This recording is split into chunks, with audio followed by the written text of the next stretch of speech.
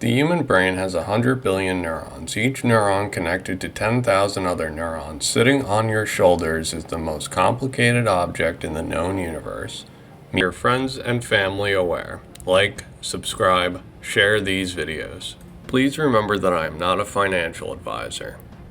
Both BNY Mellon, America's oldest bank, and MasterCard, one of the biggest payments networks out there, announced they intend to begin using or in some way administering Bitcoin this year. And CNBC.com reporting that employees at JP Morgan Chase have been asking when their turn will come. CNBC.com banking reporter Hugh Son joins us now with more on if and when a big bank might give Bitcoin that breakthrough moment. It's one thing when it's a custody bank, servicing assets for clients. It's quite something else when it becomes a part of the traditional banking system. Right, Hugh? BNY Mellon is one of the oldest banks in the world. The Mellon heir invested $1 billion in XRP. When asked, he said, "I am pro-American, pro-business, and pro-bank. That's why I went with Ripple." In this KPMG slide, it states that MasterCard is using Ripple Payments blockchain solution. And we are committed to continue this work to strengthen the international role of the euro, including in international trade for invoicing, including in developing of energy benchmarks, including as international reserve currency.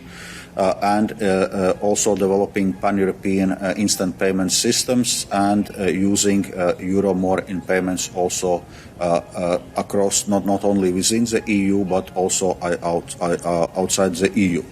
So this work is ongoing, and this definitely will help to strengthen the resilience of European economy and also indeed make European companies less dependent on US dollar transactions. Debt is exposing the legacy system's faults, and digital currencies is a bandage to the problems. The ECB is getting ready for a digital euro. Printed. However, none of that has anything to do with the status of the Chinese yuan as a global reserve currency. The yuan is not a reserve currency. It will not be probably in my lifetime, maybe never. And I'll tell you why. Because a lot of people don't understand what a reserve currency really is. You know, you get a report from the IMF and it says, 60% of global reserves are in dollars, which is true, and about 25% are in euros, which is true. So 85% of global reserves are in dollars or euro, which means the only meaningful exchange rate in the world is the euro US dollar cross rate. Everything else is working around the edges. You got some sterling and yen and Swiss francs and the Bahamas issuing a CBDC, China issuing a CBDC, that's one thing. But when the ECB decides to release the digital euro, that's another. Public ledgers provide guaranteed fairness, and they're interoperable without controllers. So what that means is if the Federal Reserve and the European Central Bank issue onto, let's say, the same public ledger, like the XRP ledger, there's guaranteed fairness on the ledger side. The ledger isn't going to favor one or the other. Everybody knows what rules they're going to get. And it's not the case that everybody who wants to use the public ledger has to trust every issuer. You have to trust the issuers whose assets you hold and deal with, but the system itself has that guaranteed fairness. On the systems of record, if you like, on the blockchain, and we have a clear view that a private instance of an existing decentralized ledger is a good way to go, right? And what I mean by that is you take all the really robust experience of an open source project that's built a ledger that's been running for multiple years, like the XRP ledger, for example.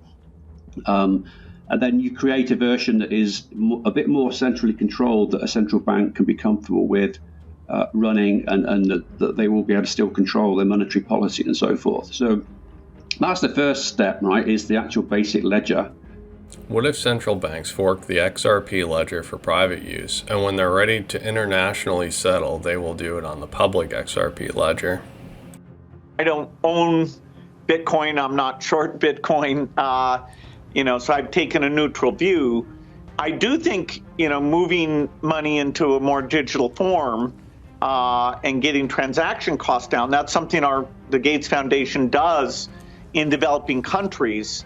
But there we do it so that you can reverse the transactions, so you have total visibility of who's doing what. So it's not about tax avoidance or illegal activity. But, Bitcoin can go up and down, just based on the mania or whatever the views are. And I don't have a way of predicting how that will progress. The Bill and Melinda Gates Foundation invested in Mojo Loop, and Mojo Loop uses Interledger Protocol.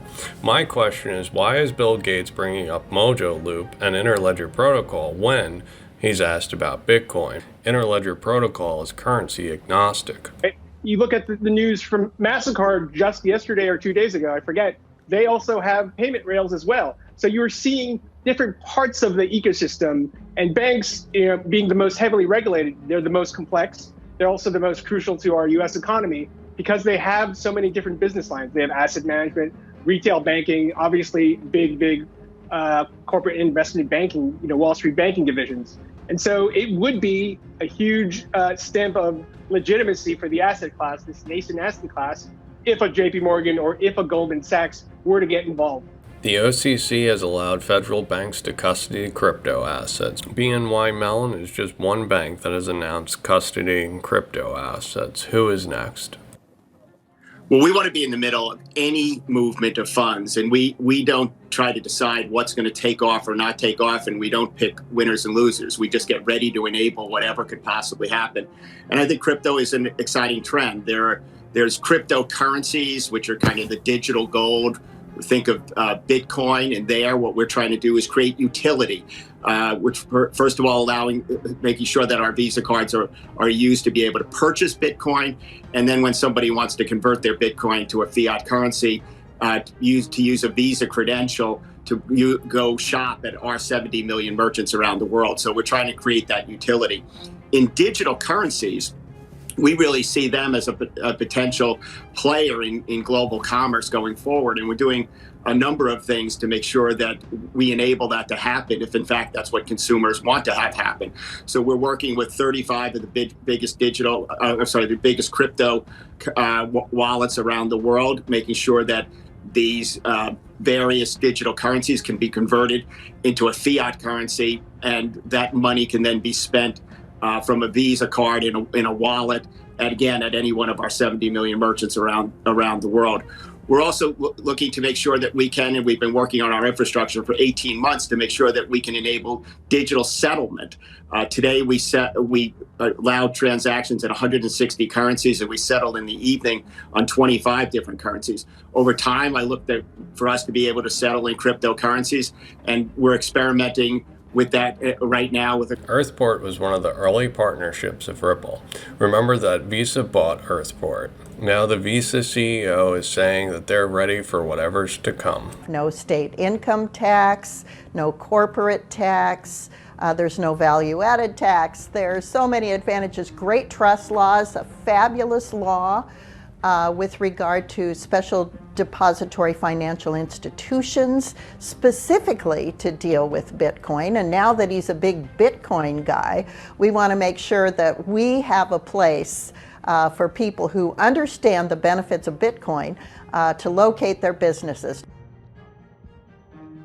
She also tweeted Andrew Yang. Yang had tweeted that he would try to make New York City a Bitcoin hub, and she responded saying, good luck trying to keep up with Wyoming. I asked her about that too, and she said that she thinks the regulatory climate in Wyoming is better, and she said that Wyoming has the ability to innovate and think outside the box when it comes to non-traditional finance.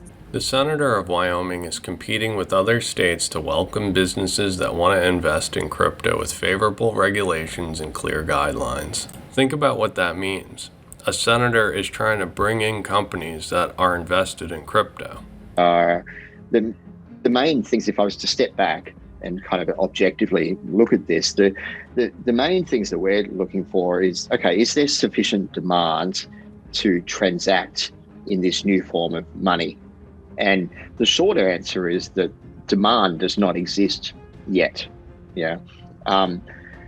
If in future you have sufficient demand from financial institutions, there's trust in it, there's utility and a trend towards having more ubiquity and omnipresence, if you like, of this as well. At a technical level, there are not really, if you like, major things that need to be done to carry a currency.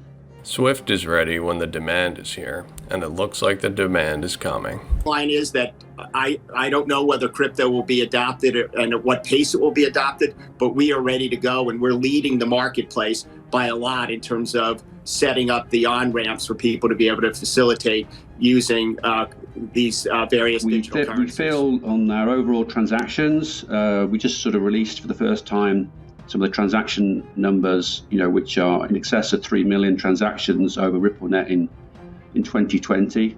And then, in Asia in particular, we had huge growth. The region was up 80% year on year in terms of, new deals signed, and 1,700% growth in transactions, which is huge. So, the mind of God, which Einstein wrote eloquently about, is cosmic music resonating throughout hyperspace.